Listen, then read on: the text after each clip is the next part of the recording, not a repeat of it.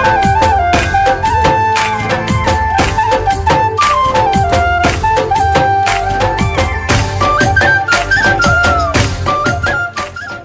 అందరికీ, మా Gulf star YouTube ఛానల్కి స్వాగతం. గల్ఫ్ దేశాలంటేనే సౌదీ వస్తుంది ఫస్ట్. క్యాపిటల్ గల్ఫ్ కంట్రీస్ అందరికి సౌదీ చాలా స్ట్రిక్ట్ ఉంటుంది, మీ అందరికీ తెలుసు. సో సౌదీలో బిజినెస్ ఒక దగ్గర 20 సంవత్సరాల నుంచి సౌదీలో బిజినెస్ చేస్తూ ఇప్పుడు గల్ఫ్ ఫుడ్కు ఇక్కడికి వచ్చి ఆ బిజినెస్ గురించి కొంచెం అవగాహన తీసుకోవాలని చెప్పి పేట నారాయణ గారు దుబాయ్ వచ్చారు. నమస్కారం నారాయణ గారు. నమస్తే.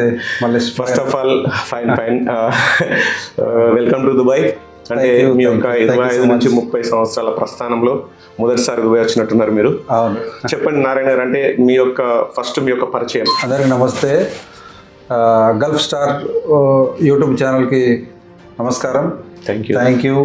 నేను పేట నారాయణ, తెలంగాణ నుంచి ఉమ్మడి కరీంనగర్ జిల్లా, ఇప్పుడు జగిత్యాల డిస్టిక్, కొత్త డిస్టిక్, ఉమ్మడి మేడిపల్లి మండలము, ఇప్పుడు కొత్తగా అయినటువంటి భీమారం మండలం నుండి గోవిందారం విలేజ్ మాది. మాది ఏంటంటే వ్యవసాయ కుటుంబము. మా నాన్నగారు పేట భగవంతం గారు 23 సంవత్సరాలు సౌదీలో ఉన్నారు. ఆయన గారు తెప్పిస్తే నేను సౌదీ కూడా వచ్చేసినాను. అంటే అప్పుడున్న పరిస్థితులు ఎట్లా ఉండే, అసలు ఏ పరిస్థితుల్లో మీరు వ్యవసాయం చేసే మీరు మీ నాన్నగారు సౌదీలో ఉండడం వల్ల మీరు వెళ్ళాల్సి వచ్చిందా, లేక మీకు ఇక్కడ సరైన ఉపాధి కానీ మీరు మీ చదువు దాని గురించి? మా నాన్నగారు అయితే 1975లో పాస్పోర్ట్ పట్టుకొని బాంబే వచ్చిండు. బాంబే వచ్చి 7 సంవత్సరాలు అటు ఇటు కింద మీద పడి తిరిగి 83లో సౌదీకి రావడం జరిగింది ఫస్ట్ టైం. 83లో అంటే నేను అప్పుడు 4th క్లాస్ చదువుతున్నా. నాకు అసలు పెద్దగా అంతగానం తెలిసిన ఇది కాదు. మాకు ఏంటంటే వ్యవసాయ భూమి తక్కువ ఉండేది. మా నాన్నగారు ఏంటంటే అరే వ్యవసాయం చేయాలంటే భూమి ఎక్కువ, ఆ పద్ధతిలో మనం బండి కిరాయిలకు కొడతా ఏం చేసినామంటే మనకున్న కొన్ని పరిచయాలతో ఏం చేసినామంటే దీంట్లోకి వచ్చేసినాం. బిల్డింగ్ లైన్లో వాళ్ళ సామాన్లు ఇటు అటు చేర్చే క్రమంలో వాళ్ళు మనకి ఏం చెప్పారంటే, అన్న మీరు మంచి నాడు జైనోళ్ళు తెలివిగా ఉన్నారు కదా, మీరే బిల్డింగ్ లైన్లో దిగొచ్చు, పని చేయించుకోవచ్చు కదా, ఇది పెద్ద ఏం కాదు మీకు అని చెప్పుడుతో నేను ఏం చేసిన అంటే మా స్పాన్సర్తో ఒకసారి విచారం చేసడం జరిగింది. నేనే పని పట్టుకుంటా, మరి మీరేమన్నా పేపర్స్ అవి ఏమన్నా చేస్తే డాక్యుమెంట్స్ ఏమైనా క్రియేట్ చేస్తే అంటే ఓకే చెప్పి పట్టుకో, ఏం కాదు, కొంచెం నాకు కొంత పర్సెంటేజ్ ఇచ్చి చేసుకోమని అన్నాడు. దాంతో నేను ఫస్ట్ 10 మెంబర్స్తో స్టార్ట్ చేసినటువంటి వర్క్ని 170 మంది దాకా తీసుకెళ్ళిన. కన్స్ట్రక్షన్లో జబర్దస్త్ నడిచింది. మనం కూడా టాప్ 10లో మనం ఒకరిమే. రియాద్లో తెలుగు వాళ్ళ దాంట్లో టాప్ 10లో గోవిందారం నారాయణ, నా పేరు పేట నారాయణ పోయింది. గోవిందారం నారాయణ కూడా ఒక మంచి టేకేదారు, మంచి కాంట్రాక్టర్ అనే పేరు వచ్చింది. దాని తర్వాత మెల్లమెల్లగా మన ప్రకాష్ గారు, రుద్రన్ ప్రకాష్ గారు, కొరట్ల రైస్ ఓనరు, ఆయన సౌదీకి రావడం జరిగింది 2009లో, 8 లాస్ట్ 9లో రావడం జరిగింది. వచ్చి ఆయన మంచి పర్సన్ కోసం వెతుకుతుండ్రు. అతను సౌదీలో ఓపెన్ చేయాలి రైస్ అనేది అతను తిరుగుతుండ్రు. తిరిగే క్రమంలో నేను కనబడి పిలిచిండు. ఆయన హోటల్ పిలిచిండు, మాట్లాడి బావగారు ఇట్లుంటుంది అట్లా ఉంటుందని కొన్ని మంచి సూచనలు చేసిండు. చేస్తే నాకు కూడా అనిపించింది ఓకే, ఆయన మాటలలో మంచితనం ఉన్నది, మనం కూడా ట్రేడింగ్లోకి వస్తే మంచిగాని నాకు కూడా ఒక ఆలోచన ఉండే. కొంత పెట్టుబడి పెట్టి స్టార్ట్ చేసినాం. స్టార్ట్ చేసినాక కొద్ది రోజులకు మా ఇద్దరి మధ్యన చిన్నగా ఏదో జరిగి ఉంటుంది. జరిగిన దాంట్లో తను అటు సైడ్ అయిపోయింది, ఎటు సైడ్ అయిపోతే నేనేమనుకున్నా మన పేరు మన బ్రాండ్, ఇంకోళ్ళ బ్రాండ్ వాడితే ఏదైనా ఒక రోజు వాళ్ళు తీసేసుకున్న రోజు మనం ఉడి చేతులు అవుతుందనే ఉద్దేశంగా మనం మున్నూరు కాపు తెలంగాణ పటేల్స్ కనుక మనం కూడా పటేల్ రైస్ అనే పేరుతో నేను ఇంట్రొడ్యూస్ చేయడం జరిగింది. మనది ప్రాంతము జగిత్యాల జిల్లా కనుక జగిత్యాల బ్రాండ్ నేము పటేల్ రైసు. మా లోగో వచ్చేసి మా మున్నూరు కాపు స్టేట్ ఏదైతే ఉంటుందో దాన్ని తీసుకున్నాం. అంటే మా లోగోలో రైతు నాగలి వరిగొలకలు వచ్చేలాగా పెట్టుకున్నాం మేము. లోగో మీకు చూపిస్తాను నేను లాస్ట్లో. అయితే అది పెట్టుకోవడం జరిగింది. ఇప్పుడు దాని తర్వాత ఏంటంటే ఇప్పుడు మేము 2009 నుంచి ఇప్పటి వరకు మొత్తం సోనా మసూర్లో మాత్రము మా బియ్యము సౌదీకి వచ్చిన వాళ్ళు ప్రతి ఒక్కరు వచ్చిన పర్సన్ తిని ఉంటాడని నేను అనుకుంటా. ఏంటంటే ఏదో ఒక రకంగా ఏదైనా ఫ్రెండ్ రూమ్కి అయినప్పుడు ఆయన కొనుక్కోన ఏదో రకంగా తిని ఉంటాడని నేను అనుకుంటా. మంచి టాప్ 5లో మేము ఒకరమని నేను అనుకుంటున్నా. హ్యాపీగా నడుస్తుంది, బాగుంది, ఇప్పుడు వరకు అయితే మంచిగా ఉందని నేను. సో మీరు ఇప్పుడు దగ్గర 15 సంవత్సరాల నుంచి ఆల్రెడీ రైస్ బిజినెస్ చేస్తున్నారు కదా మీరు. ఆల్రెడీ గల్ఫ్ ఫుడ్ ఎగ్జిబిషన్ కోసం రావడానికి కారణం, ఇంకా అసలు గల్ఫ్ ఫుడ్ అంటే ఏంటి చాలా మందికి తెలియదు. సో మీ ఎక్స్పీరియన్స్ గల్ఫ్ ఫుడ్కి రావడానికి కారణం ఏంటంటే నేను ఎప్పటి నుండో సోనా మసూర్ రైస్ చేస్తున్నా.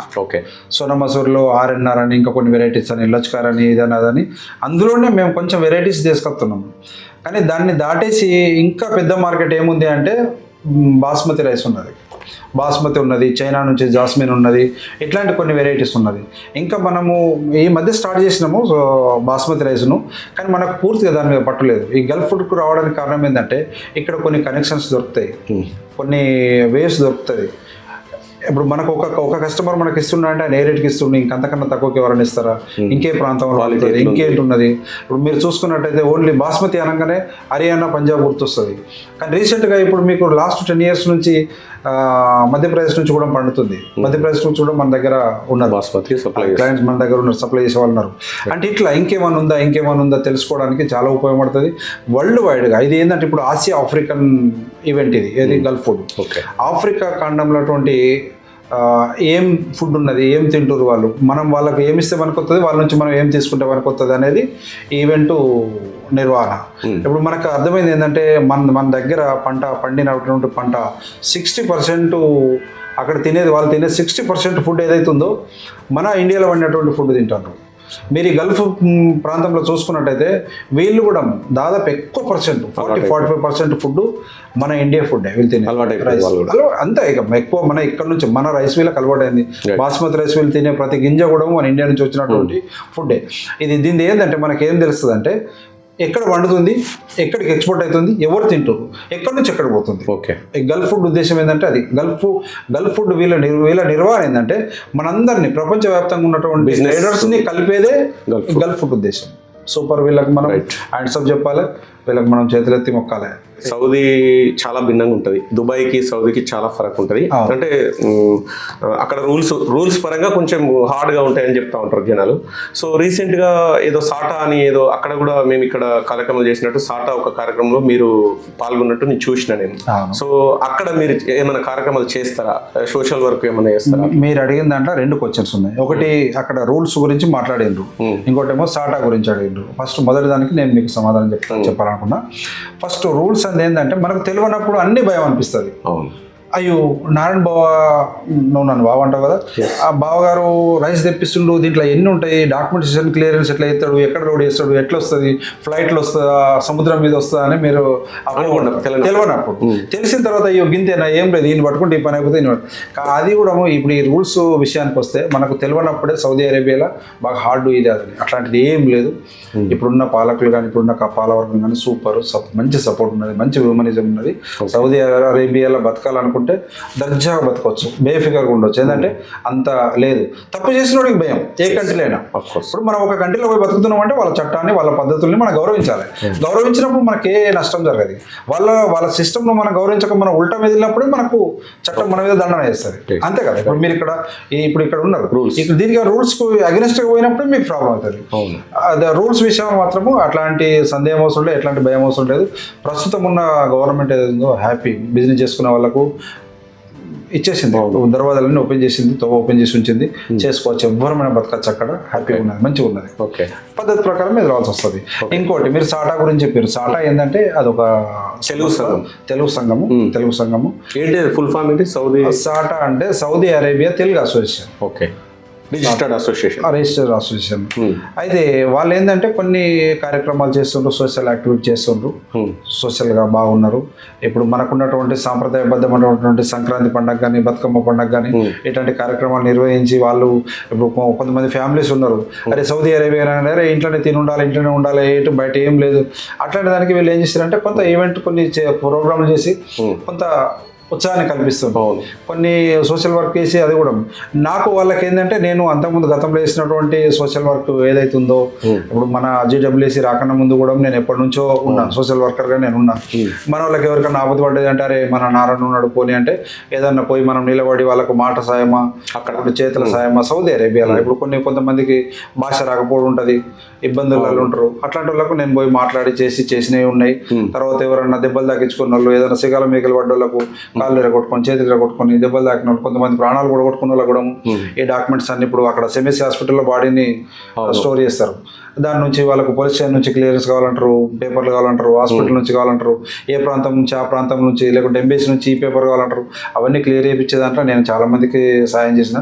దాని ఉద్దేశం కానీ స్టార్ట్ అవ్వాలని మనల్ని అప్రోచ్ అయ్యారు, మనల్ని కలిసి అన్నగారు ఇట్లున్నది అంటే వాళ్ళు ఒక 3-4 కంపెనీలలో సాలరీలు ఇస్తారట, 6 months నుంచి అన్నం తింటారట, ఇబ్బందులు ఎదుర్కొంటారు అంటే వాళ్ళ వాళ్ళకు నేను చాలా మటుకు బియ్యం పంపించేస్తుంటాను వాళ్ళు ఏదన్నా మాట చెప్తే.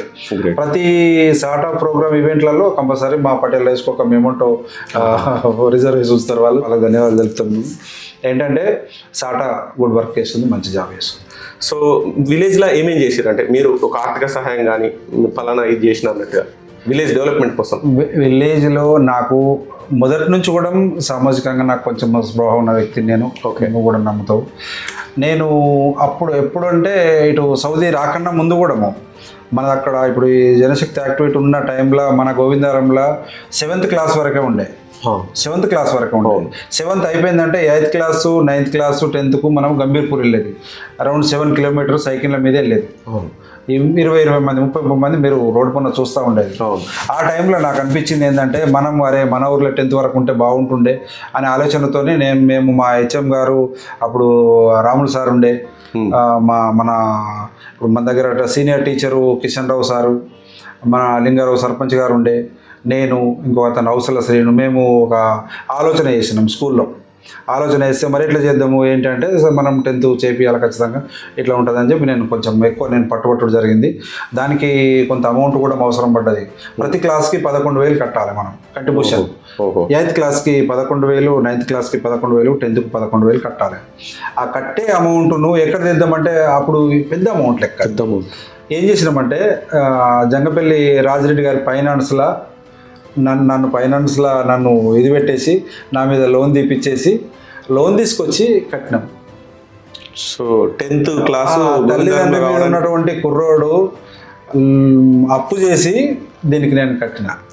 గ్రేట్ నేను కట్టిన తర్వాత మేము చాలా రోజుల తర్వాత నీలగిరి కట్టెలు ఉండే బాగా నీలగిరి చెట్లు ఉండే కొట్టేసి ఆ చెట్లని కొట్టేసి ఆ డబ్బులు వచ్చిన డబ్బులతోని మళ్ళీ బాకీ తెచ్చేసినాం. ఎగ్జాక్ట్లీ. ఒక్కొక్క క్లాస్ ఇప్పుడు 7th అయిపోగానే ఒక బ్యాచ్ వస్తుంది మనకు 8th క్లాస్కి, మళ్ళీ 8th అదే బ్యాచ్ మళ్ళీ 9th వెళ్ళిపోతుంది, అదే బ్యాచ్ మళ్ళీ 10th వెళ్ళిపోతుంది. ఇట్లా జరిగింది. 10th క్లాస్ మన ఊర్లో ఈరోజు ఉన్నది అంటే నాది సెకండ్ బ్యాచ్ బాబా. 10th నాది సెకండ్ బ్యాచ్ అంటే 98లో అయింది. ఆ 10th కావడానికి కోసము నేను అంటే 5 నేను ఒక భాగస్వామి. రైట్. నా భాగస్వామ్యం ఉన్నది అని నేను గొప్పగా చెప్పుకోవచ్చు.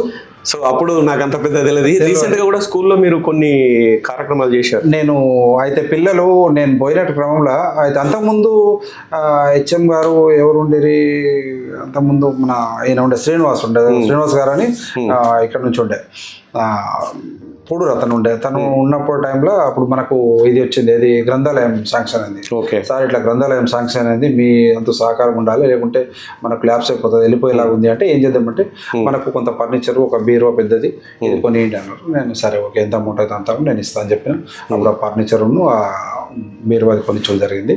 దాంతో గ్రంథాలయం మనకు వచ్చేసింది. గ్రంథాలయం ఉన్నది ఇప్పుడు, హ్యాపీగా ఉన్నది. రెండవది నేను ఈ రీసెంట్గా అంటే లాస్ట్ 2 years ముందేమో ఈ పిల్లలు ఒక పిల్లోడేమో పట్టుకున్నాడు సైకిల్ మీద ఒక బాటిల్ పెట్టి, 2 పిల్లలేమో ఒక పిల్లోడు సైకిల్ నూకపోతుండే, ఒక 2 పిల్లలు పట్టుకున్నారు. అరే ఏంట్రా మన స్కూల్లో బోరింగ్ అవి ఉండే కదంటే అవి ఏం పనిచేస్తే లేవు అని అన్నారు. నాకు అప్పుడే ఆలోచన వచ్చింది, సరే రిగ్ అయితే ఉన్నది, మనం ఒక వాటర్ ఫ్రంట్ వేయాలనే ఆలోచన మనం అనిపించి 1 lakh నేను 6వ వాటర్ ఫ్రంట్ వేయించిన గోవిందరంలో. ఇప్పుడు దర్జాగా నడుస్తుంది, మంచిగా ఉన్నది. కరెంటు ఇప్పుడు తెలంగాణ గవర్నమెంట్ ఏదైతే రేవంత్ రెడ్డి గారి గవర్నమెంట్ వచ్చిన తర్వాత కరెంటు సప్లై కూడా స్కూళ్ళకి ఫ్రీ చేసింది, మంచిగా నడుస్తుంది. ఇట్లాంటి కొన్ని కార్యక్రమాలు ఊర్లో కూడా నేను ఏదన్నా గుళ్ళు వచ్చినా, ఇప్పుడు మా గుడిలో కూడా మీరు గోవిందరాజుల గుడి కట్టిన తర్వాత మా ఊరు పెద్ద మనుషులు అందరూ వచ్చి నన్ను అడిగారు, నువ్వు ఎన్ఆర్ఐగా మన ఊర్లో మంచిగా ఉన్నావు, నువ్వు ఇది కార్యక్రమం చేయాలి ఖచ్చితంగా, నీ అంత సహకారం మీరు ఏదంటది, మీరు ఇంత పెద్ద మనుషులు అందరూ వచ్చి మన ఇంటికాడ వచ్చి అడిగినప్పుడు నేను కాదనడు కరెక్ట్ కాదు, ఏదంటది అంటే దాంట్లో ఉన్నటువంటి పెట్టే గుడి అయితే మేము కట్టినాము అందరి సహకారంతో, విగ్రహాలు అయితే మీరు పెట్టేయాలి అని చెప్పారు. సరే దానికి ఎంత అయితే అంత అంటే అప్పుడు గుల్బర్గా నుంచి బండ తెప్పించి ములుగు, వరంగల్ జిల్లా ములుగులో చేపించడం జరిగింది. తోకల నరసయ్య సర్పంచ్ ఉన్న టైంలో చేపించినాము, బ్రహ్మాండంగా విగ్రహాలన్నీ పెట్టించినాము. ఆ దేవుడి సహకారం మనకి ఈ రోజు కూడా ఉన్నది. రైట్. బాబు గారు మీరు మంచి విషయం చెప్పారు. అంటే గల్ఫ్లో కష్టపడి పైకి వచ్చిన వాళ్ళు డబ్బు వచ్చిన తర్వాత అంటే కొంచెం సెటిల్ అయిన తర్వాత కొంచెము ఊరు కోసం ఖచ్చితంగా కొంచెం చేయాలనే ఆలోచనతో మీలాంటి వాళ్ళు ప్రతి ఊరిలో ఉన్నారు. నాకు ఒకటి ఏమనిపిస్తుంది అంటే అసలు ఊరి ప్రజలే వాళ్ళను ఇంకా పూర్తిగా అర్థం చేసుకోవాలనిపిస్తుంది నాకు. అంటే ప్రతి ఊరు నుంచి ఉన్నారు ఇట్లా, ఏ ఊరు నుంచి చూసుకున్నా గల్ఫ్లో వందల మంది ఉంటారు, అందులో వందల మందికి మీలాంటి వాళ్ళు ఒక ఇద్దరు ముగ్గురు ఖచ్చితంగా ఉండే ఉంటారు. సో వాళ్ళు వాళ్ళ ఊరు కోసం చేస్తూ ఉంటారు. సో ఇది అసలు గ్రామాల వాళ్ళు గమనించాలా. అంటే మీరు అన్న క్వశ్చన్ 100% కరెక్ట్. మీరు అడిగింది ఏంటంటే ఇప్పుడు నెగటివ్ పాజిటివ్ రెండు రకాల ప్రజలు ఉంటారు. అవును, రెండు రకాల ప్రజలు ఎట్లుంటారంటే, ఇప్పుడు సపోజ్ నేను ఆ విగ్రహాలు కొనిస్తాన క్రమంలో, మంచి క్వశ్చన్ అడిగిండు, ఆ క్రమంలో అరే మనం గుడంతా కట్టినాము, విగ్రహాలు కొనిస్తే పేరం తీయకపోతుందేమో అని కొంతమంది వేసినట్టు ఒక వర్గం వాళ్ళు, ఆయన ఏంది ఇటుకల దొరిస్తారంట, పోదాం పారి అని పోయారు వీళ్ళు. ఇటుకల దొర దగ్గర పోయిన తర్వాత అరే పైసలు తీసుకొని పోయి ఎటో దొబ్బెత్తురాట, తింటురాట, తాగుతురాట, నేను ఇయ్యరా అన్నారు. అక్కడికి వెళ్ళిన పెద్ద మనుషులే మళ్ళీ నన్ను రిటర్న్ అడుగుడు జరిగింది. అడిగితే నేను మీతో కాదని లేదు. ఓకే, ఏంటంటే కొంతమంది ఊర్లలో ఏముంటుందంటే ఒక వర్గం ఉంటుంది, కొందరు వ్యక్తులు ఉంటారు. ఆ వ్యక్తులకు ఈయనకు అనవసరంగా పేరు వస్తుందేమో అనే ఉద్దేశం వాళ్ళకి కలిగి దాన్ని వెనక గుంజడానికి ప్రయత్నం చేస్తారు. దాన్ని మనం మంచి కార్యక్రమాన్ని కూడా బ్యాడ్ కార్యక్రమం కింద చిత్రీకరించడానికి వాళ్ళు పన్నాగాలు పడతారు. కానీ ఎవడు ఏమనుకున్నా బాధ లేదు, మనం వాళ్ళ దిక్కు చూసే పని లేదు, వాళ్ళని పట్టించుకునే పని లేదు. మన పని మనం చేస్తా పోతే మన ఎదుగుదలను ఎవ్వడు ఆపడు. మన వాని కోసం ఆలోచించి వానితో మనం లొల్లిపెట్టుకుంటే ఇది. ఇప్పుడు జంగం పోతా ఉంటే కుక్కలు మరుగుతాయి, జంగం విలువ ఏం తగ్గది, ఆయన పని చేస్తా పోతాడు. ఏనుగు పోయేటప్పుడు కుక్కలు మరుగుతాయి, దాన్ని అది రిటర్న్ అయ్యింతో కొట్లాడుతుంది, దాని ప్రయాణం చేస్తా పోతుంది. మనం కూడా మన సేవా కార్యక్రమాలు ఏది ఆపేది లేదు, ముందరికి పోయేది ఉన్నది. అట్లా మీ యొక్క లైఫ్ స్టైల్లో బిజినెస్ సేవా కార్యక్రమాలు అంటే ఎట్లా ఉండాలనో అట్లా అంతటా ఉండరు. సో మీరు ఇప్పుడు రీసెంట్గా మనం ఎక్కువ శాతం కలిసిన టైంలో మీరు ఎక్కువ పాలిటిక్స్లో కూడా ఇన్వాల్వ్ అయి ఉన్నారు. అంటే ఎమ్మెల్యే గారిని కలవడం కానీ, అంటే మీకేమన్నా ఇంట్రెస్ట్ ఉందా? అంటే పాలిటిక్స్లో మీరు పోటీ చేయాలన్న ఏదన్నా ఇంట్రెస్ట్ ఉందా? ప్రస్తుతానికైతే నాకేం లేదు, అట్లాంటిది అవసరం లేదు, నాకు ఏ పది అవసరం లేదు. దేవుని వల్ల నాకు వ్యాపారం నడుస్తుంది, మంచిగా ఉంది. నాకు అంటే నేను పాలిటిక్స్ లోకి రావడానికి ఏంటంటే మన దగ్గర కొన్ని కార్యక్రమాల్లో పాల్గొంటున్నాము. ఇక్కడ గుడి ఒక డోర్ పెట్టిమన్నారు, ఒక గేట్ పెట్టిమన్నారు. ఇప్పుడు పసునూర్లే కానీ, పసునూర్లే 2 గుళ్ళు కానీ, మనూర్లే కానీ, ఇట్లాంటి కొన్ని గుళ్ళకు దీని కార్యక్రమాలు. ఇప్పుడు మనూర్లో ఎవరన్నా పేదోళ్ళ పెళ్లి జరుగుతుంది, సరే కొంచెం సాయం, ఎవరైనా చనిపోయారు పేదోళ్ళు, సరే మనకు కొంచెం సాయం, ఇట్లాంటివి చేస్తున్నాం కదా. ఈ జంగపల్లి విజయ్ ఒక రోజు నా దగ్గరకు వచ్చి కూర్చొని మాట్లాడండి, బావగారు మీరు ఇంత కార్యక్రమాలు చేస్తారు కదా, మీరు ఏదన్నా ఒక జెండా కిందకి రారి, ఒక జెండా కింద పనిచేయరు, మీ వాల్యూ మీకు ఉంటుంది. అది మీరు ఒకవేళ మీరు దేంట్లో రాకపోయినా సరే కానీ మీరు ప్రత్యక్ష రాజకీయాల్లోకి రాని మంచిగా ఉంటుంది అని అన్నాడు. కానీ నేనే పదవి ఆశించి రాలేదు. తర్వాత ఆయన తోకల నరసయ్య వీళ్ళందరూ మాట్లాడేటప్పుడు మేము వీళ్ళు మాట్లాడే క్రమంలో ఎలక్షన్ కన్నా ముందు చాలా ముందు ఒక 4-5 నెలల ముందు నుంచి సీనన్న మన ఇంటికి వచ్చిండు ఒకసారి. వీళ్ళ ప్రోద్బలంతో వచ్చిండు ఆది శ్రీనివాస్ అన్న. వచ్చి మన ఇంటి కట్ట చాలాసేపు కూర్చున్నాడు, మీడియా పాయింట్ అరేంజ్ చేసుకున్నాడు, నాతో మాట తీపించుకున్నాడు. మీరు నాకు సపోర్ట్ చేయాలి, టికెట్ నాకు వస్తుంది 100% కాంగ్రెస్ టికెట్, మీరు నాకు సపోర్ట్ చేయాలని చెప్పి మాట తీసుకున్నాడు. సరే అన్న మీరు ఓకే, మీరు టికెట్ వచ్చిందంటే నోటిఫికేషన్ పడ్డాక మీరు నాకు మెసేజ్ పెట్టు, నేను వస్తానని చెప్పిన. అదే మాట మీద నిలబడి ఆయనకు పూర్తి స్థాయిలో అంటే ఒక సైనికుడిలాగా పనిచేసిన, మన నుంచి ఎంతైతే అంత ఆ 2-3 ఊర్లలో కొంచెం ప్రభావం చూపించేలాగా మన కార్యక్రమాలే ప్రభావం చూపిస్తాయి. నా మెయిన్ కార్యక్రమం ఇంకొకటి ఉన్నది.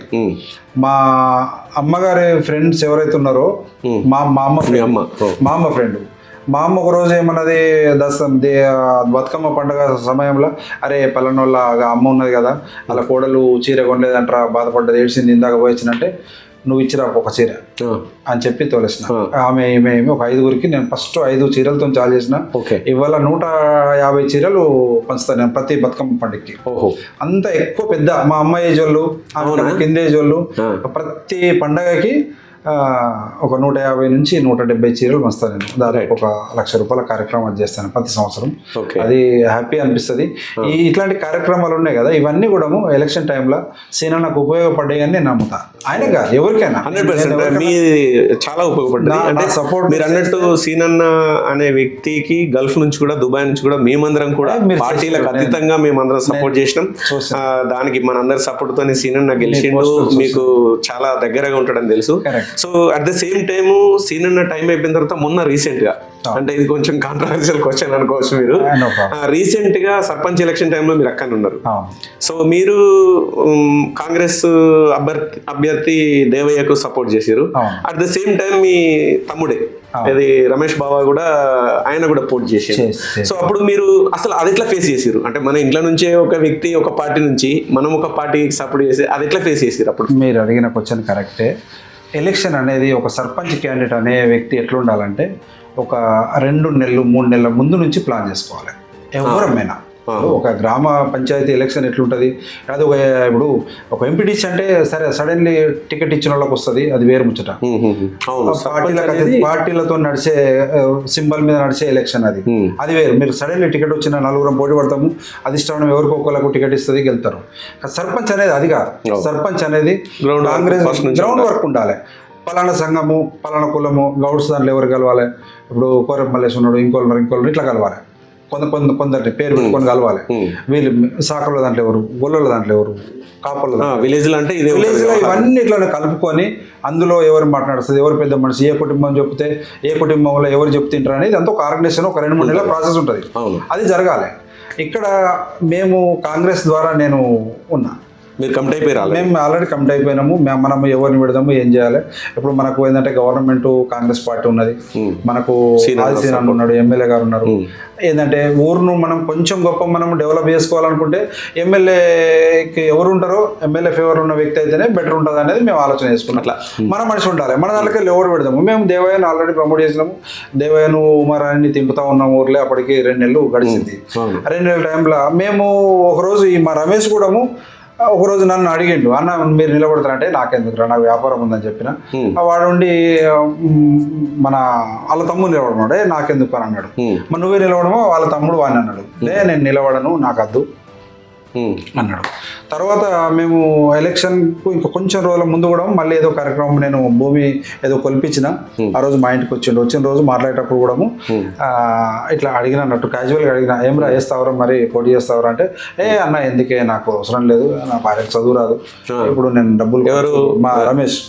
అప్పుడు దేవాయని పెట్టేసినప్పుడు నడిపిస్తున్నాం చేసిండు ఆయన. ఇప్పుడు ఎవరైతే మా దగ్గర ఆయన ఉన్నాడు కదా మధుకరు బీజేపీ తరఫుకి వెళ్ళి నువ్వు అంటే ఎవరో ఉండమన్నారట, మా రమేష్ ఉండమన్నట, ఉంటానక వచ్చేసిండు. అప్పటికి మేము అంతా ప్రిపేర్ చేసుకున్నాం, గ్రౌండ్ వర్క్ ఉంది, అంతా రెడీ అయినాము. వచ్చిండు ఒకరోజు వచ్చి, అన్న నేను రేపు నామినేషన్ వేస్తున్నాను అని. నువ్వు బాగా లేట్ అయిపోయినావు, బాగా లేట్ అయినావు, నువ్వు లేట్, ఇది కరెక్ట్ కాదు అంటే నువ్వు నాకు కొంచెం సపోర్ట్ చేయాలన్నాడు. నేను సపోర్ట్ చేసుడు కాదు, నిన్ను నిలబెట్టిన వ్యక్తి అవతల సైడ్ నుంచి బీజేపీ పార్టీలో ఆయనంతను, కాంగ్రెస్ పార్టీలో నేను కంత. నేను ఎవరైతే అక్కడ అతను నిలబెట్టిన ఉన్నాడో ఆయనంత మీ పార్టీలను ఇక్కడ నేను కూడా అంతే. నన్ను నమ్ముకొని ఇక్కడ పోటీ చేసే వ్యక్తి నష్టపోతాడు, ఇబ్బంది పడతాడు, అది కరెక్ట్ కాదు. నేను మోసం చేసినట్టయితే నేను వీళ్ళకి ఒక ద్రోహిలాగా మిగిలిపోతా, అది కరెక్ట్ కాదు. నేను ఉండను, కొంచెం లూజ్గా చూడాలన్నాడు. లూజ్ అంటే నా బలం తగ్గించుకున్నట్టు అవుతుంది. లూజ్ కాదు, ఇక్కడ టైట్గా ఉంటుంది. ఇక్కడ నుంచి వీడి గెలుపు కోసం నేను పూర్తి ప్రయత్నం చేసుకుంటుంది, గెలిపించుకొని సీనన్న దగ్గర తీసుకుపోవడం ఉంటుంది, అది నా బాధ్యత అని చెప్పిన. ఓకే మరి చూడు అనుకుంటే వెళ్ళిపోయాడు. అంతే కదా, అట్లా ఫేస్ చేసి అది అందులో పెద్ద తప్పు లేదు. ఇప్పుడు ఎప్పుడు తప్పు జరుగుతుంది మన ఫ్యామిలీలు అంటే, నువ్వు ఉండు నేనున్నా, నీకెందుకు, నువ్వు గెలుస్తున్నావు పో అని చెప్పి మనం 4 రోజులు తిప్పి ఖర్చు పెట్టించి గీనికి ఇంత ఇవ్వు ఇక్కడ అమౌంట్ ఇవ్వు, గీనికి మందు పంపని చెప్పి మనం 4 రోజుల తర్వాత తప్పుకొని ఇంకొకరికి సపోర్ట్ చేసినప్పుడు మనం తప్పు కింద మిగిలిపోతాం, మనం ఒక ద్రోహి కింద మిగిలిపోతాం. ఇక్కడ అది లేదు. ఇక్కడ ఫస్టే బౌండరీ వేసేసినాం, నువ్వు అటు నేను ఇటు. ఏంటంటే ఇప్పుడు ఎలక్షన్ అయ్యాక నువ్వు అటు నేను ఇటు ఉండు. వచ్చిండు మా ఇంటికి వచ్చి కలుస్తుండు. మా వారి నామినేషన్ రోజు రమ్మన్నాడు. అట్లా అద్దుగా ఎందుకంటే అందులో దూరం ఇంట్లో దూరం వద్దు. ఎటన్నా చేస్తే ఒక సైనికుడు లాగా చేయాలి. ఈయన గెలుపు కోసం, ఈయన గెలుపులో పూర్తిగా బాధ్యత వహించిన, పూర్తిగా అన్ని రకాల అంటే మనం మీడియా ముఖంగా మనం చెప్పకూడదు కానీ అన్ని రకాల సపోర్ట్ చేసి జరిగింది. గెలిచిండు 100% మంచి మెజార్టీతో గెలిచిండు, హ్యాపీగా ఉన్నాడు. మన సీనన్న విధేయుడుగా ఉంటాడు. ఇప్పుడు జరిగేటువంటి డెవలప్లో మనం కూడా భాగస్వామి, సర్పంచ్ని కూడా భాగస్వామి చేసి ముందరికి తీసుకుపోవాలి. అట్లా అట్లా జరిగింది. అంటే నేను క్వశ్చన్ అడిగిన కానీ చాలా విలేజ్లలో ఈ సర్పంచ్ ఎలక్షన్స్ అప్పుడు దగ్గర వాళ్ళే చాలా వరకు ఇట్లా చాలా అంటే చాలా ఉన్నాయి. మన మీది నాకు కన్వెంట్ చూసిన అంటే మీరు ఎట్లా ఫేస్ చేసిరు అది ఒక అందుకే మీకు క్వశ్చన్ అడిగినా మేబీ అందరికీ క్లారిటీ వచ్చేసి ఉంటుంది. పాలిటిక్స్ అనేది డైరెక్ట్ ఎమ్మెల్యే ఎంపీ పోటీ చేసేటోళ్ళే తమ్ముడు చెల్లె అన్నట్టు కొట్లాడుకుంటారు. అది రాజకీయాల విషయానికి అధికారం విషయానికి వచ్చేసరికల్లా అదొక వ్యామోహం ఉంటుంది మల్లేష్ గారు. మీరు గమనించుంటారు, మన దగ్గర పేపర్లో కూడా చూసుంటారు. ఒక దగ్గర అయితే సొంత తల్లి బిడ్డలు నిలబడ్డారు. అది ఊరు ఏంటంటే వాల్గొండ దగ్గర ఇక్కడ వచ్చి నిజామాబాద్ జిల్లాలో కావచ్చు బహుశా. ఎట్లా అంటే ఆ అమ్మాయి లవ్ మ్యారేజ్ చేసుకొని అదే ఊర్లో వేరే డాన్స్ చేసుకున్నది. ఈమె పలుకుబడి వ్యక్తి ఎవరు తండ్రి ఇతను తల్లి నిలబెడితే ఆయన ఏం చేసిందంటే బిడ్డ భార్య నిలబెట్టుకుని పోటీగా మీకు మాకు మాటలు లేవు, మీరెవరు మేమెవరు అనే పద్ధతిలో అతను భార్య గెలిచింది. ఎవరు కూతురు గెలిచింది, తల్లి ఓడిపోయింది. కొన్ని జాగాలలో ఇద్దరు యారాండ్లే మంచి కలిసి ఉండేటోళ్ళు 30 సంవత్సరాలు ఒకే ఇంట్లో కాపురం చేసిన వాళ్ళు యారాండ్లు ఇద్దరు పోటీ చేస్తే చిన్న ఆమె గెలిచింది. ఇట్లా తల్లి బిడ్డలు యారాన్ల మధ్యన, అక్క చెల్లెల మధ్యన, అత్త కోడల మధ్యన చూసిరు మీరు కదా. అంటే ఇప్పుడు అధికారాన్ని విషయానికి వచ్చేసరికి అదొక వ్యామోహము, అదొక మత్తులాగా ఉంటుంది. అప్పుడు బంధాలను చూడదు, అది అధికారం మీద చూస్తుంది. ఇది కూడా అంతే. రైట్. బావగారు నాన్నగారి గురించి చెప్పారు, అంతా బాగానే ఉంది. మీరు కార్యక్రమాలు అంతా పార్టిసిపేట్ చేస్తూ ఉంటారు. ఫస్ట్ ఆఫ్ ఆల్ ఇంట్లో సపోర్ట్ అంటే మీరు ఇన్ని చేయడానికి సపోర్టు, అక్కగారి సపోర్ట్ కానీ మీ పిల్లల గురించి చెప్పరు ఒకసారి. నేను 93లో పెళ్లి చేసుకున్నా తిరుమలాపూర్ నుంచి. పోలు రాజమల్ల అని మా సామాన్య కుటుంబము, మంచి రైతు ఊర్లో. ఆయనకు 2 కొడుకులు, ఒక బిడ్డ. మా వైఫ్ ఎవరైతే ఉన్నారో ఆమె ఒక బిడ్డ. ఆమె నేను పెళ్లి చేసుకున్నా 93లో. 93 నుంచి 2000 సంవత్సరం వరకు ఊర్లోనే ఉన్నా. మామూలుగా చిన్న వ్యాపారాలు, వ్యవసాయం చేసుకునేది. అప్పటికి 3 పిల్లలు అయినరు. ఆ టైంలో ఏది ఇప్పుడు కొంచెం ఈ జనశక్తుల యాక్టివిటీ కొంచెం ఎక్కువ ఉండి జరిగిన టైంలో ఇటు రావడం జరిగింది. వచ్చేటప్పుడు మేము ఒకటే అనుకున్నాం కూర్చొని, మనం పోయేది పిల్లల భవిష్యత్తు కోసం పోతున్నాం. ఇక్కడైతే పరిస్థితులలో మనం ఇక్కడ ఏం చెయ్యం. పిల్లల్ని కొంచెం మంచి చదువులు, మంచి పొజిషన్ తీసుకుపోవాలనుకుంటే కొద్ది గొప్ప మనం చేసుకోవాలి, చదువు సంపాదించుకోవాలనే ఉద్దేశంగా ఇక్కడికి రావడం జరిగింది. అన్ని రకాల మా భార్యకు చెప్పి రావడం జరిగింది. అదే పద్ధతిలో ఆమె కూడా మంచి పద్ధతిగా పిల్లల్ని చూసుకోవడం జరిగింది. నేను మీ 2 బిడ్డలు వాళ్ళు ఏంటి అయితే నాకు 2 కూతుళ్ళు, ఒక బాబు. పెద్ద అమ్మాయికి పెళ్లి చేసిన ఉపరమల్యాలని నియర్ గంగాధర. ఆయన మెడికల్ కంపెనీలో, అల్లుడు మెడికల్ కంపెనీలో మేనేజర్గా పనిచేస్తాడు. తను కూడా మా పెద్ద అమ్మాయి అడ్వకేట్, కరీంనగర్లో ప్రస్తుతం అడ్వకేట్. రెండో అమ్మాయి మెకానికల్ ఇంజనీర్, గోల్డ్ మెడలిస్టు. ఆమె దీంట్లో MSW చేసింది, ఉస్మానియాలో గోల్డ్ మెడలిస్ట్. అబ్బాయి ఇంటర్ నుంచి MBBS సీట్ కొట్టుకున్నాడు, ఫ్రీ సీట్ వచ్చింది. RVMలో MBBS అయిపోయింది. 1 year కూర్చున్నాడు. మళ్ళీ 1 year తర్వాత PG రాస్తే టాప్ ర్యాంక్ వచ్చింది, 5000 ర్యాంక్ వచ్చింది. ఇప్పుడు అది ఇట్లా కాకతీయలో వచ్చింది. చిల్డ్రన్ స్పెషలిస్ట్గా చేసుకుంటాడు. కుటుంబ నేపథ్యం ఇది. మా భార్య ఏంటంటే మంచి టైమింగ్తో, మంచి పద్ధతితో వాళ్ళను ఎట్లా చేసుకోవాలని అట్లా ఎప్పటికప్పుడు నేను కూడా ఇక్కడ నుంచి ఫోన్లో మాట్లాడేది, గంటల వాళ్ళతో. నాకు టైం ఉన్న టైంలో వాళ్ళకి టైం కేటాయించి వాళ్ళతో మాట్లాడేది. ఇవాళ పిల్లలు ఎట్లున్నారంటే మనతో పాటు ఆమె కూడా పూర్తిగా బాధ్యత తీసుకొని పెంచడం మూలంగానే ఆ పద్ధతులు ఉన్నారు, మంచిగా ఉన్నారు. మన అంటే ఇప్పుడు పిల్లలు 2 3 పుడితే 3 ఒకేలాగా ఉండాలన్నది ఏముండదు. మనకు ఆ 3 మంచి పిల్లలు పుట్టినాక మనము గాడ్ గిఫ్ట్ అనుకోవచ్చు మనం. రైట్. నారాయణ గారు, మంచి కన్వర్సేషన్ జరిగింది. అంటే చాలా బాగా ఓపెన్గా చెప్పారు అన్ని. సారీ ఎనీ మెయిన్గా అంటే మీ అనుభవం ప్రకారం మీలాంటి వాళ్ళను నేను ఇంటర్వ్యూ చేసేది మెయిన్ ఏంటంటే మన వీడియో చూసి మీలాగా ఇక్కడికి వచ్చి బాధలు పడే చాలామంది అంటే ఉపయోగించుకోలేకపోతున్నారు వాళ్ళు. సో మీలాంటి వాళ్ళ ఇంటర్వ్యూ చూసినప్పుడు ఇన్స్పిరేషన్ అయ్యి వాళ్ళు కొద్దిగా ఇన్స్పైర్ అయ్యి 100లో ఒక్కళ్ళైనా కొంచెం వాళ్ళ ఉన్న పరిధిలో కొంచెం డెవలప్ అవుతారనే ఉద్దేశము. సో మీరు మన గల్ఫ్ కార్మికులకు అంటే ఇక్కడికి వచ్చి కష్టాలు పడే వాళ్ళకు సౌదీలో కానీ ఇక్కడ కానీ వాళ్ళకు మీ తరఫున మీరు ఇచ్చే వాయిస్ సౌదీలో కష్టపడే వాళ్ళు మనము ఇల్లు వదిలేసుకొని వచ్చినాము, భార్య బిడ్డల్ని, మనం కోల్పోయిన లైఫ్ ఏదైతే ఉందో దానికి వెలగట్టలేంది. మీరు ఒక్కటి గమనించాలి, మనం వచ్చిన పని ఏంది దాని మీదనే మనం ఫోకస్ ఉండాలి. డబ్బులు సంపాదించుకున్నామంటే అన్నీ మన దగ్గరికి వస్తాయి. అంటే డబ్బు ఒకటనే కాదు, మనం విలువలతో కూడుకున్నటువంటి లైఫ్ని గడపాలని నేను కోరుకుంటా. డబ్బులు వృధా మాత్రం చేయకూడదు. ఇప్పుడు ఇక్కడికి వచ్చింది, ఇప్పుడు మన గోవిందరంలో మన విలేజ్ జిల్లాలో ఉన్నానుకో, కొనుక్కోవడానికి ఏముండదు, ఏది అందుబాటులో ఉండదు, ఆ డబ్బులు మన దగ్గర ఉండిపోతాయి. ఇక్కడ అన్నీ ఉంటాయి, కానీ మన దగ్గర కంట్రోల్ అనేది లేకుంటే, నేను చాలా మందిని చూసిన మంచి 3-4 వేల సాలరీ తీసుకున్న వాళ్ళు మళ్ళీ వచ్చి కూలీ పని చేసుకున్న వాళ్ళు మా విలేజ్లో ఉపాధి హామీ పథకం కోయటోళ్ళు ఉన్నారు. 4-3 వేలు సౌదీ దుబాయ్లో తీసుకున్న సాలరీ తీసుకున్న వాళ్ళు ఏంటంటే వాళ్ళు ఎక్కడ పోయిందంటే వాళ్ళ కంట్రోలింగ్ పవర్ వాళ్ళ దగ్గర లేక, వాళ్ళకు ఉన్నటువంటి కొన్ని వీక్నెస్లు, బలహీనతల వల్ల. ఆ బలహీనతలు పోకుండా నేను ఒకటే గల్ఫ్ కార్మికులకు ఒక్కటే చెప్తా, ఏ లెవెల్ ఆ లెవెల్. ఇప్పుడు చిన్నోళ్ళకు చిన్న లెవెల్ 1000 రూపాయల సాలరీ వాళ్ళు ఉన్నారు, 2000 వాళ్ళు ఉన్నారు, 5000 ఉన్నారు, 50,000 సంపాదించే వాళ్ళు ఉన్నారు. 50,000 సంపాదించే వాళ్ళు బోలెడు మంది నా ఫ్రెండ్స్ ఉన్నారు. సౌదీ అంటే వాళ్ళు కూడా ఎట్లా అంటే ఖర్చు కాడ ఏది పెట్టాలి ఏది పెట్టద్దు ఒక ప్రణాళికబద్ధంగా ఒక పద్ధతి ప్రకారంగా మెదిలినోళ్ళు మళ్ళీ పోయి దర్జాగా మిగతా లైఫ్ అంతా నేనున్నా మంచి లైఫ్ గడుపుకోవచ్చు. రెండవది, ఇక్కడికి వచ్చిన వాళ్ళు ఎక్కువ మంది ఇప్పుడు మీరు గమనిస్తుంటారు, మేము మా సర్కిల్లో మేము చూసుకుంటే ఏమైందంటే అడ్మినిస్ట్రేషన్ పవర్ అనేది ఇంట్లో తక్కువ ఉంటుంది. అడ్మినిస్ట్రేషన్ పవర్ తక్కువ ఉంటుంది. ఒకటి మంచి పాయింట్ చెప్తాను నేను. అడ్మినిస్ట్రేషన్ పవర్ ఎక్కడ తక్కువ ఉంటుంది అంటే, ఇప్పుడు మా అబ్బాయి ఉన్నాడు, నేను ఊర్లో ఉన్నట్టయితే మీ అబ్బాయి పలానా కాడ కనబడాడు, పలానాడితో తిరుగుతుండు, వాడు లంగపోరాడు, వంతో తిరుగుతుండని చెప్తాడు. అదే మా భార్యగా చెప్పరు. ఈ అడ్మినిస్ట్రేషన్ లోపంతో పిల్లలు ఎక్కువ మంది పాడైపోయేటోళ్ళు ఎక్కువ ఉంటారు. పిల్లలతోని మీరు ఎవరైనా గల్ఫ్లో ఉండేవాళ్ళు పిల్లలతోని ఎక్కువ టైం కేటాయించుకోండి, మాట్లాడండి, వాళ్ళ మంచి చెడులు తెలుసుకోండి, వాళ్ళకు దగ్గర అయిపోయి మాట్లాడండి. ఏంటంటే వాళ్ళకు మమేకమై మాట్లాడండి. ఏం నాన్న, ఇప్పుడు మా అబ్బాయి ఉన్నాడు, గంటలు మాట్లాడుకుంటాం మేము. మా అమ్మాయి ఉన్న చిన్న అమ్మాయి గంటలు మాట్లాడు, మా పెద్ద అమ్మాయి పెళ్ళైనా కానీ మాట్లాడుతుంటుంది. అంటే అట్లా అట్లా ఆ సన్నిహిత్యంతో ఏం జరుగుతుంది అంటే, వాళ్ళకు ఉన్నటువంటి బాధలు మనకు చెప్పుకునే సందర్భం కలుగుతుంది, ఆ సన్నిహిత్యం ఏర్పడుతుంది. వాళ్ళకున్న చిన్న చిన్న బాధలప్పుడు మనకు చెప్పుకున్నానుకో, మన దగ్గర నాలెడ్జ్ ఉంది, మన దగ్గర అనుభవం ఉంది కనుక ఇవితో మనం మంచి సలహాలు ఇవ్వగలుగుతాం. దానికి ఇట్లా బ్లాక్ చేయాలి, ఇట్లా డిఫైన్ చేయాలి, ఈ సమస్య నీకు వచ్చింది కదా, ఇట్లా డిఫైన్ చేస్తే నువ్వు దీని నుంచి సేవ్ అవుతావని మనం చెప్పుకోగలుగుతాం. ఆ సన్నిహితం అనేది లేకుంటే వాళ్ళు మనకు చెప్పుకోలేకపోతారు. చెప్పుకున్నప్పుడు ఏమైతే ఆ సమస్య దూరం జరిగి చిన్న ఇప్పుడు మీరు చూస్తూ క్షణిక ఆవేశంలో చిన్న నిర్ణయాలు తీసుకొని పిల్లలు సూసైడ్ చేసుకొని చనిపోయి చూసి ఉంటారు మీరు. వాళ్ళని దృఢంగా తయారు చేయాలంటే తండ్రి ఒక్కడే, తల్లి తండ్రి ఇద్దరు. తల్లి కొంత లిమిట్గా చెప్పగలుగుతుంది, తండ్రి అన్లిమిట్గా ఎక్కువ చెప్పొచ్చు. వాళ్ళకు ధైర్యాన్ని ఇవ్వచ్చు. నేనున్నా, మా నాన్న ఉన్నాడు, నాకేం కాదనే ధైర్యాన్ని మనం కల్పించాలి ఎప్పుడైనా కానీ. పిల్లలకు ఇట్లాంటివి చెప్పాలి.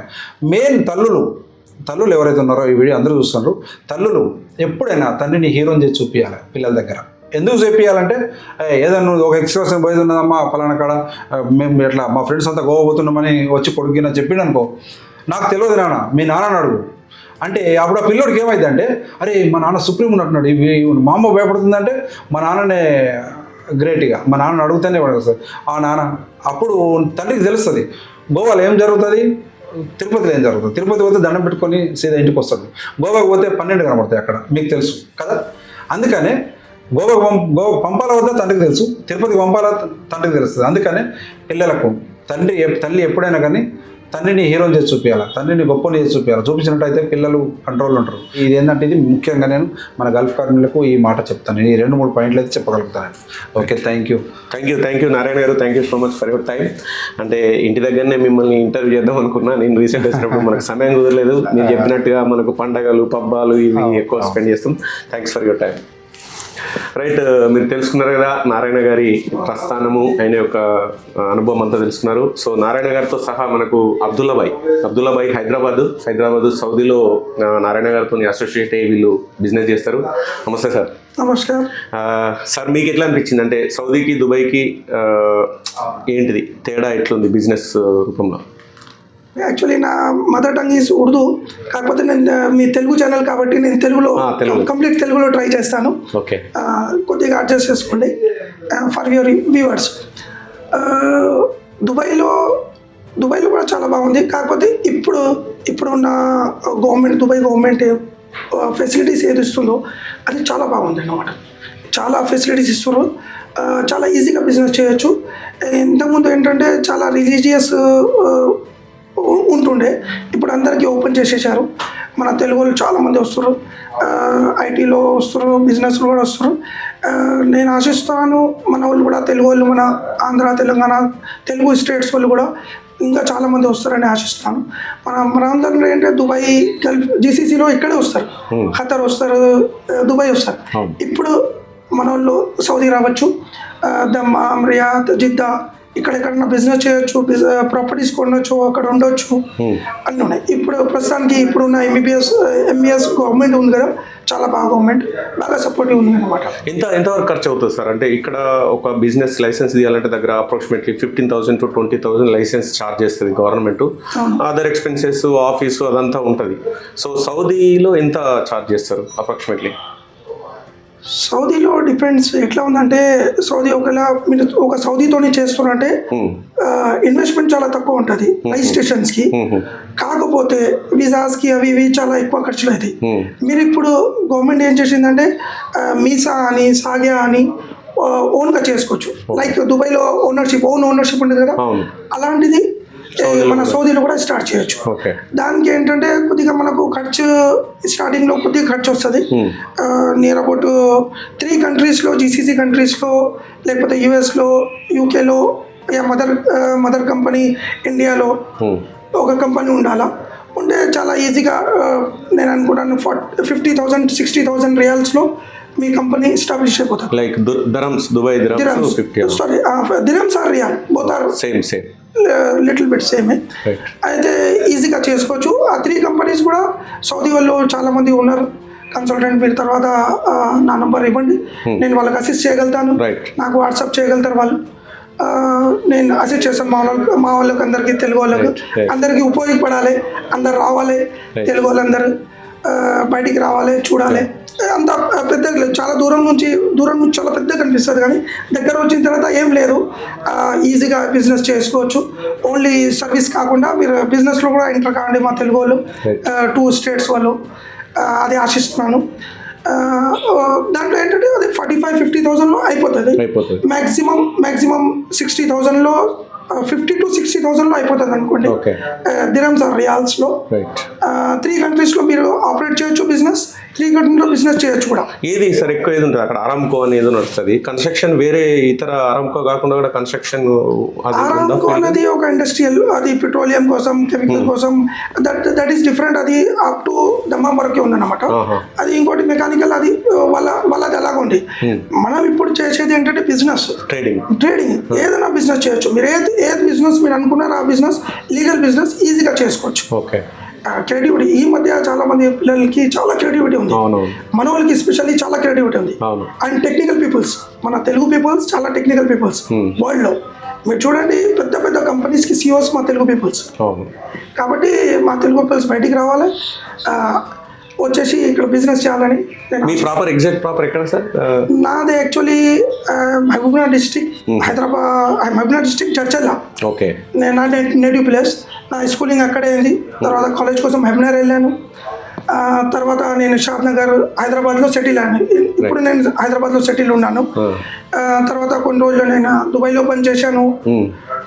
తర్వాత బిజినెస్ చేశాను, ఎక్స్పోర్ట్ బిజినెస్ చేశాను, రైస్ ఎక్స్పోర్ట్, పల్సెస్. తర్వాత నేను సౌదీ వెళ్ళాను, ఫ్యూ ఇయర్స్ బ్యాక్ సౌదీ వెళ్ళాను.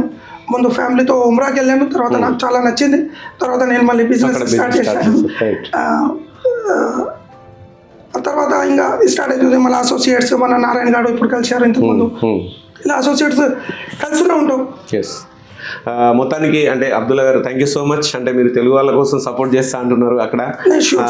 ఖచ్చితంగా మీ నెంబర్ దీంట్లో పెడతాం మా ఛానల్లో. ఎవరైనా మీరు కూడా, అంటే మీరు ఇప్పుడు విన్నారు నారాయణ గారు చెప్పింది కానీ, అబ్దుల్లా సార్ చెప్పింది కానీ, సౌదీ దూరం నుంచి చూస్తేనే భయం. సేమ్ అదే, అంటే భయం అంటే రూల్స్ కొంచెం హార్డ్గా ఉంటాయి అనే ఒక ఆలోచన ఉంది. So Saudi also they are changing the rules as per అన్ని రిలీజియన్స్కి, అన్ని కంట్రీల వాళ్ళకు వాళ్ళు అక్కడ ఉండేటట్టుగా వాళ్ళు ఫెసిలిటీస్ ఇప్పుడు కల్పిస్తున్నారు. సో బిజినెస్ ఆలోచన ఉన్న వాళ్ళు ఎవరైనా కానీ సౌదీలో కూడా బిజినెస్ చేసుకోవచ్చు. Thank you so much sir. Thank you. First అయితే సారీ మీకు ఇంట్రడ్యూస్ చేస్తాను. మీ ఈ ఛానల్లో నాకు ఏమంటారు ఏమంటారు పార్టిసిపేట్ చేయించినందుకు Right, మీ right. ప్రోగ్రాంలో ఎందుకు మీకు చాలా ధన్యవాదాలు, మీ వ్యూవర్స్కి చాలా ధన్యవాదాలు. Right. ఏదైనా ఉన్నా సరే మీరు నాకు వాట్సాప్లో నేను ఇండియా నెంబర్ కూడా ఇస్తాను. Okay. ఎందుకు ఇండియా నెంబర్ వాళ్ళకు అందరికీ అందుబాటులో ఉంటుంది. Right, right, right. వాట్సాప్లో మీరు నాకు కాంటాక్ట్ చేయొచ్చు. నేను అసిస్ట్ కోసం Yes. ఏదైనా అసిస్ట్ కూడా మీకు అందరికీ Suggestion. మన తెలుగు వాళ్ళ కోసం మంచి- ఉపయోగం మంచి కోసం suggestion. నేను చేయగలుగుతాను. Right. సౌదీలో ఉన్న వాళ్ళు కూడా మనకు ఏదైనా ప్రాబ్లం ఉంటే మనం సాటా వాళ్ళతోని మళ్ళీ నారాయణ సార్ ఉన్నారు, చాలా మంది తెలుగు వాళ్ళు ఉన్నాం మనం. Okay. తెలుగు వాళ్ళు కాకుండా చాలా మంది ఉన్నాము. Oh. ఒకరికొకరు సాయం చేస్తాం, వాళ్ళకు కూడా అసిస్ట్ చేయడానికి ట్రై చేస్తాము. మొత్తానికి అస్సలాము అలైకుం, Thank you, సత్ శ్రీ అకాల్, Thank you so namaskar, much. Thank you so much, thank you so